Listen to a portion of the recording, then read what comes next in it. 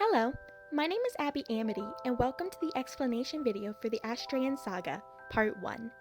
The Astraean Saga is an audio narrative, much like a play that you listen to. The focus is on the characters' dialogue. However, a narrator and sound effects are included to help the listener visualize the setting and actions of the characters. The plot of Part 1 is as follows. The planet of Astraea was named for the goddess who created it. The goddess Astraea was a forgiving, peace-loving deity until beings of the dark projected themselves upon her planet. These beings, known as the Council of the Reen, came to Astraea seeking the mutated eyes of certain people through any means possible. The mutation, called oculus necrosis, allowed the eyes to resurrect the deceased and see the tragedies coming in the future.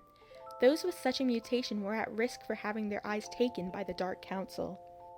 The Council of the Reen's figurehead, Perilous Eden, wished to become god and dethrone Astraea by taking the eyes of many people with oculus necrosis, then eating them to gain their power. He would raise an undead army and have omniscient knowledge of future tragedies. He would become a god of chaos. However, through previous trials, Perilous came to realize that there is a prerequisite that must be fulfilled in order to absorb the power of oculus necrosis. The eyes must be forfeited willingly. On the planet Astraea, Perilous decided to station himself and his drones in a kingdom by the name of Egliel. He had heard of the royal's missing princess of 15 years who was supposedly sent away to priests due to a sickness that could only be healed by a miracle of God. However, Perilous had reason to believe that this was not entirely true. In fact, he believed that the missing princess, Sarah de Remu, possessed a very potent oculus necrosis. Perilous Eden vowed that he would find this princess, and he would take her eyes. The Astraean Saga is a story that has taken 7 years in the making. The plot previously mentioned is only the beginning. Once you are casted, I will send you a message requesting your Skype username. There will be a Skype group created for myself and all the voice actors to converse and ask questions. You must have a Skype account for this project. Each voice actor will also be given a copy of the script over Google Drive. You must have a Google account for this project. The script is written by chapter, and Part 1 includes the first 25 chapters. Once a chapter is completely recorded and edited, the script and the recording will be published on this channel and at astraeansaga.tumblr.com. A link is in the description. After that is done, each voice actor will receive the script for the next chapter.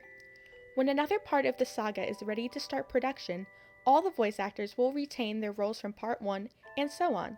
Each part will bring new roles to audition for.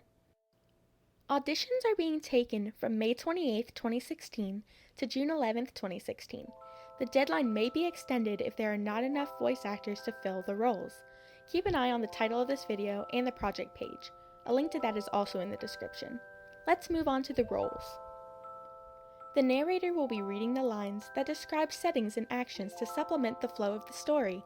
The narrator's voice should be clear and enunciate words correctly. Clear, crisp diction is extremely important in this narration role. Astraea is the omniscient goddess of the planet Astraea. She is a kind-hearted and forgiving deity. However, she holds strong animosity towards Perilous Eden.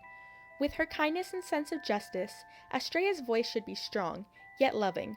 Maternal even. Perilous Eden is the leader of the Council of the Reen.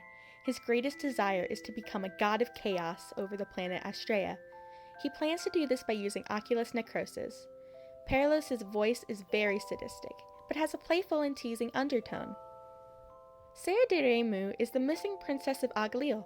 She possesses oculus necrosis, which drives her to do horrific things that she usually would never think of doing. Instead of living among priests like many believed, Sarah lived with two kind twin witches who taught her to use willpower to conquer oculus necrosis's influence. She was located by Perilous Eden and brought back to Agliel's chateau after Perilous murdered her parents. She was then crowned queen. Sarah is a young teenager of 15 years with a sweet, smooth voice. Haakon Kron is an ex-priest, poet, and the first husband of Sarah. He was given to Astraean priests as a small child because his parents lacked the money to care for him and a chronic illness that he was afflicted with. He grew up as an Astraean monk, but was often abused by those higher in the hierarchy. As a result, he wished to leave the church. Haakon met Sarah while she was visiting his church and fell in love with her. He wrote her love poems for months before stealing one of his abuser's horses and riding across country to propose to her. Hakan is a teenage boy of 16 years. He is very sickly and meek, and his voice should reflect those attributes. Sarah Mary Lowe is one of the twin witches that raised Sarah de Remu and taught her to control Oculus Necrosis. She gave birth to a daughter, Evadne, who disappeared days after she was born. Distraught by the disappearance of her daughter, Sarah Mary turned cold towards her family after the baby was taken. Sarah Mary's voice actor should be able to do both a warm and cheery voice and a cold and sinister voice. Both types of voices will be needed. Anwen Lo is one of the twin witches that raised Sarah de Remu and taught her to control Oculus Necrosis. She is an extremely intelligent individual with strong family values. She welcomes Sarah de Remu into her family with open arms. Anwen worries about her twin sister, Sarah Mary, greatly, as Sarah Mary is not the brightest. Anwen is a caring individual, and her voice should show off this trait. Her voice is smooth and clear.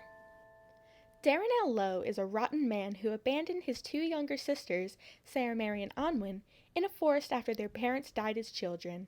He then became an assassin and was hired by Perilos to kill Sarah de Remu's parents. Darrenelle's voice is rough and stern. He is very masculine, and his voice should show off this characteristic. Did you hear about a role you'd like to audition for? Auditions are being held from May 28, 2016 to June 11, 2016 on Casting Call Club. A link to the project page where you can submit an audition is in the description. Remember, the deadline may be extended past June 11th, so be sure to check the updates on the project page. Thank you for your interest, and happy voice acting!